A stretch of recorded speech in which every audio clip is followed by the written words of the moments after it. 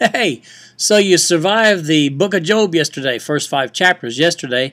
Today we're going to be looking at chapters 6 through 9. Now let me tell you, Job is classic trial.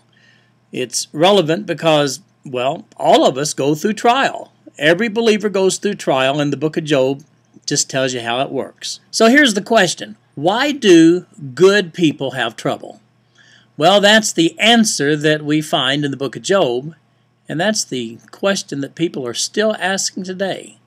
Now, Job is confused, and we see in his response in yesterday's reading, and we'll see it again in today's reading, he's confused. He doesn't know why things are going so wrong for him. But in chapters 6 and 7 today, Job, well, he starts talking about it. He just rattles on, and he starts with, in chapter 6, rapid-fire metaphors, creative metaphors, as a matter of fact. He's under a lot of pressure because his friends, well, they want him to plea bargain with God. In other words, Job, just admit that you got sin, man, and let's get on with our lives. Well, in chapter 7, Job explains that he feels like he's got a bullseye on his back, that God's shooting arrows at him. But Job's friends, well, they're sure that he's being chastised.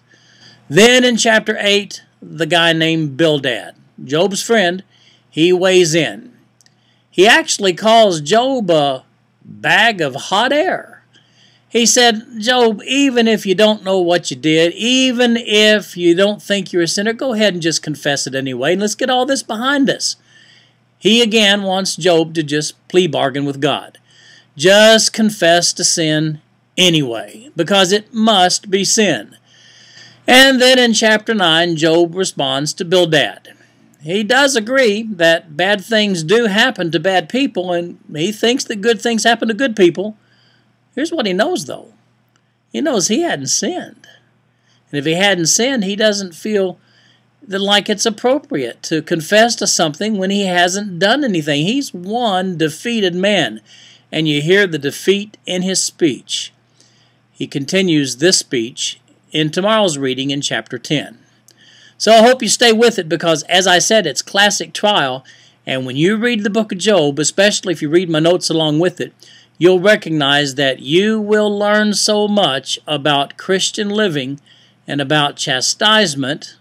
It's not chastisement in Job's position here. You'll learn about chastisement and trial from Satan. We know it's from Satan because Job was a faithful man, and God allows Satan to try Job for what reason? To build his faith.